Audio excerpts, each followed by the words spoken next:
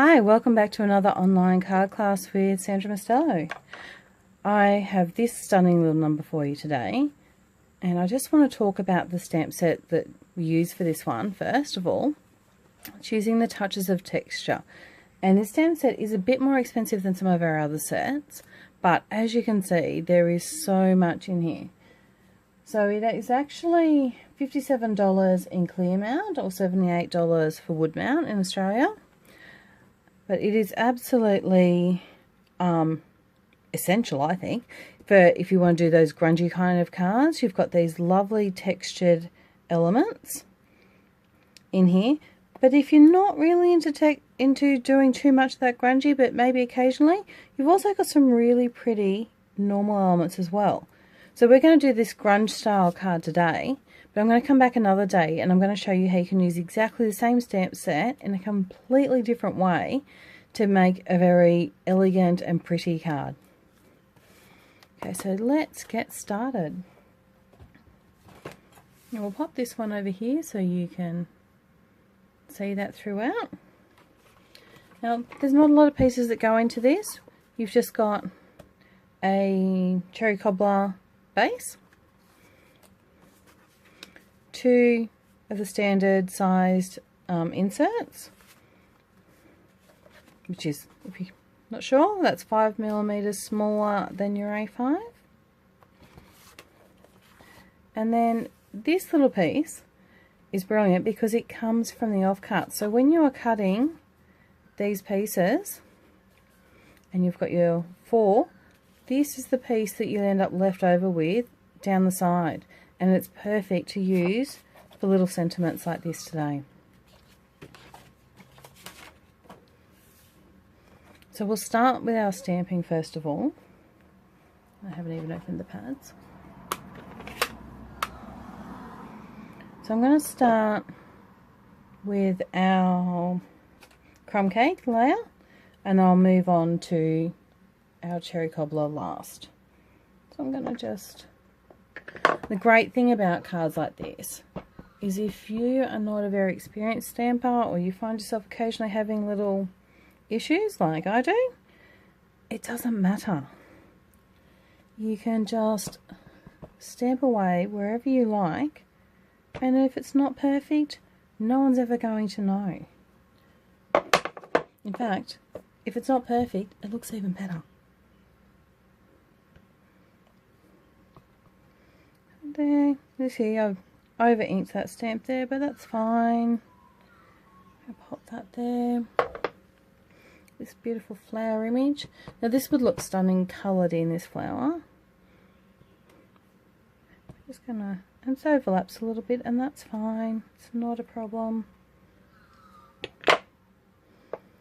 This little dragonfly is adorable too. I'm going to just bring him up so you can see him. Isn't he cute? Put him right up there.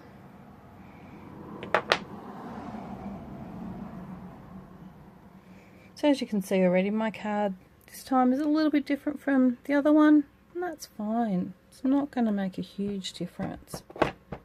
They're going to put this big splatter all over the background here. That's a little darker than I want, so I'm going to stamp off, and then I'm going to do the next one a little bit lighter. I think I want a bit more up here. There we go. One more, why not? Right, next we had our cherry cobbler elements. So we've got this big flower splatter here. It doesn't really matter, we don't have to line it up perfectly, we just get it more or less over the top of that other one. And it looks stunning. And we've got this element. Now mine is hanging off the block a little bit here. And I could have gone up to a bigger size block, but I knew I wasn't going to need that end anyway, so I just thought I'd go with this, because it would make it just a little bit easier for me to line up across the bottom of the card there. Yep, let's do a second one, a little bit darker. Drop it down a bit. There we go. Okay, I don't know if you can see on my first card, but there is a bit of a sparkle over these flowers. It's not completely necessary, but I'm just going to grab my Wink of Stella, add this, and of course, being that it's their watercolours, or water-based inks I should say, it does run the bottom layer a little. Because we've got a grungy card, that doesn't matter. I'm not wanting to run it too much. Oh, look at that, I did it straight on the card.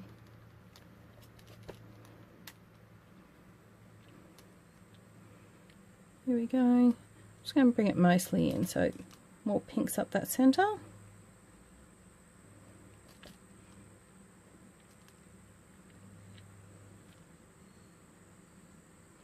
There we are. I'm just going to clean it off from the paper here because I want to just also do that little dragonfly, give him some sparkly wings.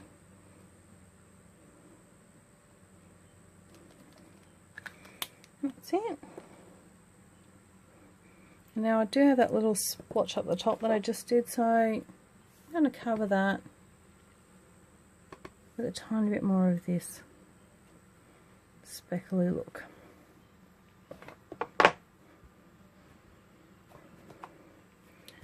Okay, now set that aside for a second. Take our scrap piece of paper here.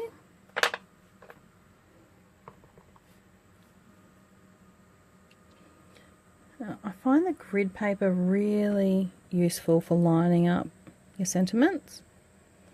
So if you line up your paper with the grid, and then hopefully you can line up your block as well, and you get a nice easy centered image.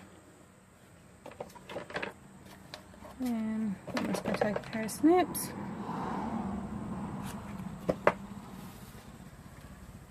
and we're ready to assemble. Another quick, easy card.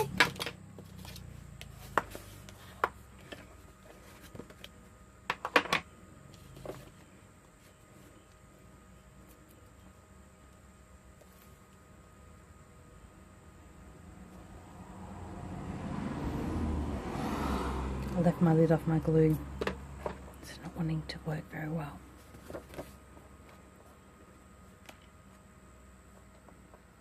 There we go. One for the inside.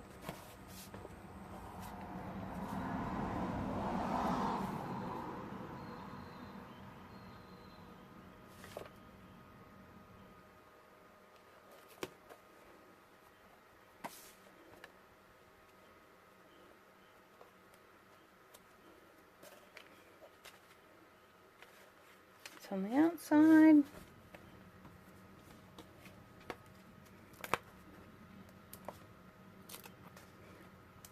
Because this is a really thin paper, I am going to put 3 dimensionals. Because I think if I just put 2 on this one, I'd get a bit of sagging. If you've got any thick Whisper White cut off, that is perfect for doing pop-up sentiments like this, because it's nice and strong and it's not going to sag when it goes through the mail. And that's it. Another class done. Okay, thank you for joining me today. I'll talk to you later. Bye.